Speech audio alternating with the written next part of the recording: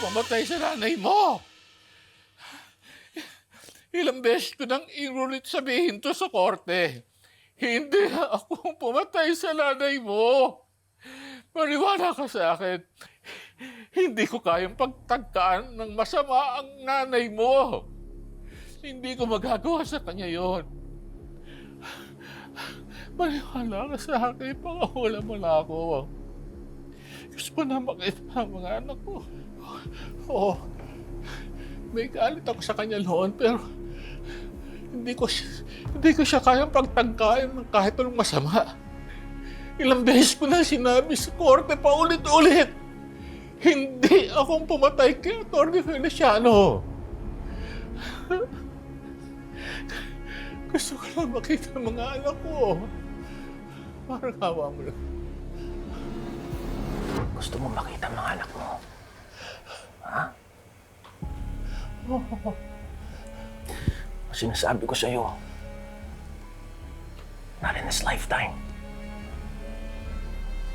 Pero ano, huwag kang makalala, magkikita rin naman kayo eh.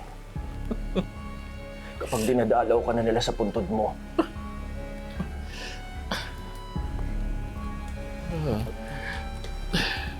Gusto ko ipatikim nyo dito yung impyerno. Huwag nyo madali. Tapal na hirap na ako.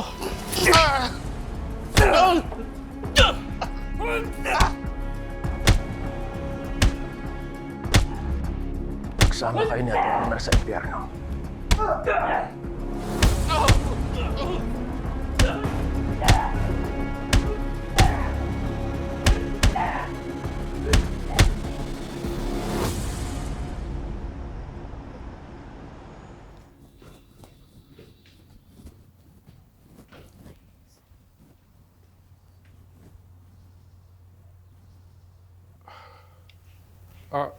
Sheila, Ay, yes, sir. nasaan ang kotse ng mama mo? Saan siya pumunta? Nakaalis na po yata. Nagmamadali nga po eh. Baka po dun sa mga amigas niya. O dun po sa ano, parang narinig ko eh, yung mga pageant. Parang ganun po. Sige, salamat. Akit ko na po to, sir.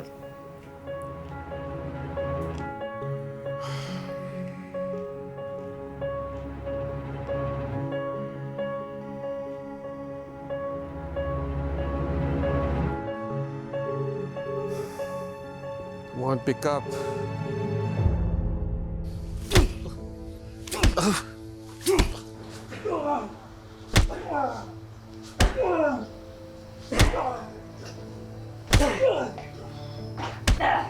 Hindi pa ba tapos yan, Attorney Alon?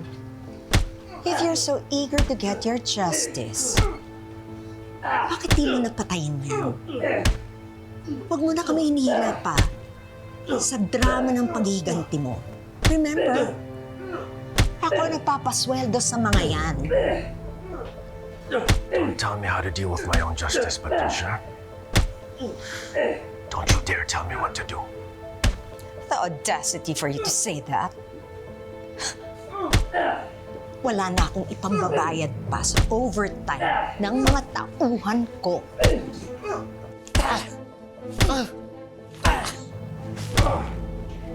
Anong gagawin mo?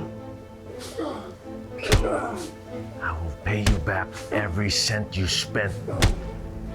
Soon. I promise. Tapusin na natin ito ngayong araw na to. Gusto ko makatulog nang hindi ko iniisip yan.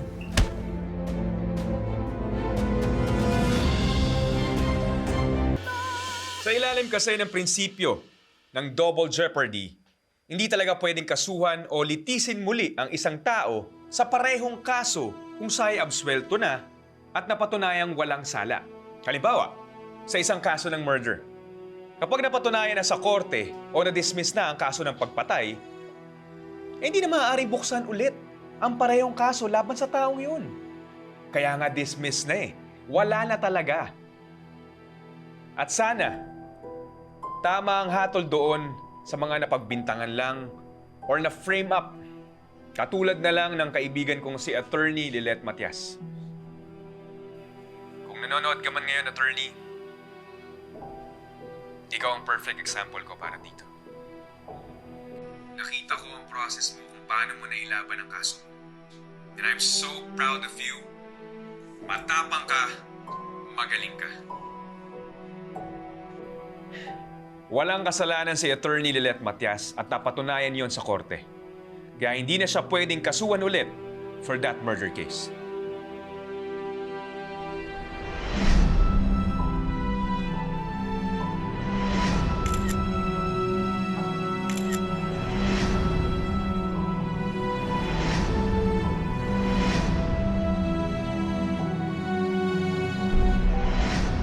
Hindi bali na nakulong ako, Nay. Pero sana nakuha yung tamang hustisya para sa'yo. Natagpuan ngayong hapon ang mga bangkay nila Evelyn Magas at Tino De Leon sa isang lubang apartment sa Pasig. Hinihinalang pinatay ni De Leon si Magas bago nito winakasan ang sariling buhay. Sayang si Ino. Ang bata niya pa para gawin yun. Wala ba talagang pinipiling edad o katayuan ng buhay para maging isang kriminal? Kaya mas mahalaga bilang abogado na dapat katotohanan lamang ang isulong para ang totoong nagkasala ay maparusahan. Gusto kong maging inspirasyon ng katarungan. Parang si Lady Justice. Linisin niyo yan ng mabuti ha. Ayoko ng kalat.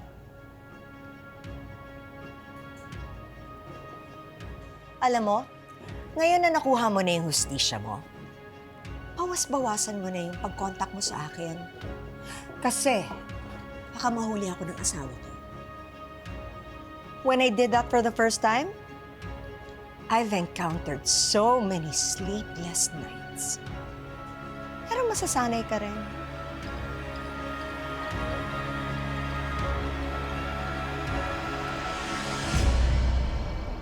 Why are you just standing?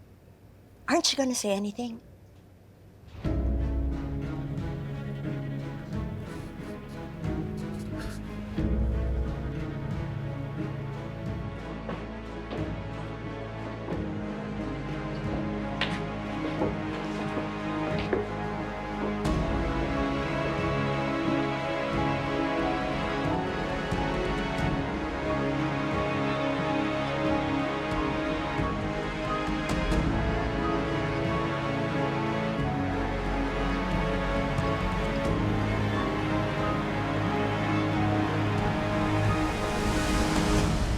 Pati ako, niyaya ni Atty. Alon. Yes, Lilet. Naglalambing lang naman siya sa sister ng mahal niya. So please, say yes? Baka naman makaistorbo ko sa inyo. Ano ka ba? Who knows? Sooner or later, magiging pamilya na rin tayo. At masanay ka na merong Renan na umaalon sa buhay natin. So ano, tara? Okay. Yes! Great! Okay.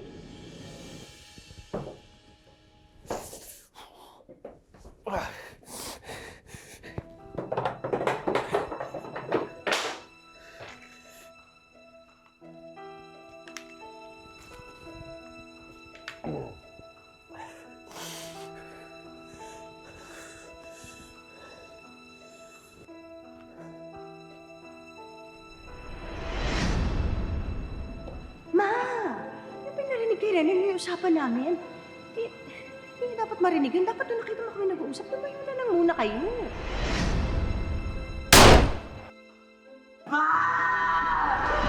You're a murderer! Pinatay mo si Mama!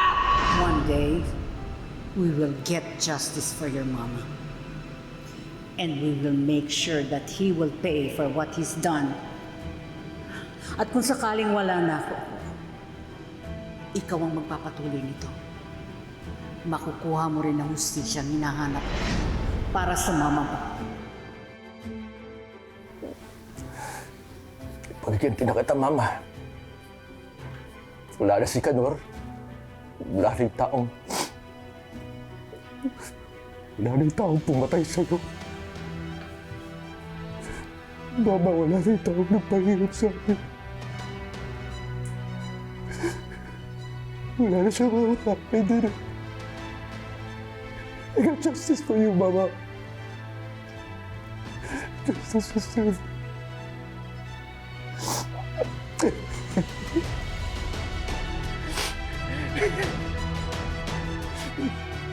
Justice is served. I did it.